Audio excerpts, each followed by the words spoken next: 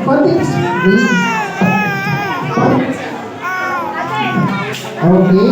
Kung sino po yung may alam ng sagot, punta na po sa akin at later on po, bibigyan po namin kayo ng prizes. Okay. Ito po ay tungkol lang din naman po kay Kaya. Para malaman po natin kung sino po yung nakakakilala kay Kaya. Sino po yung close friends niya. Okay.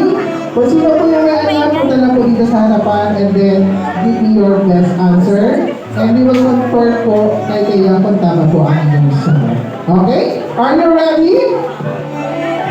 Para walang energy. Are you ready?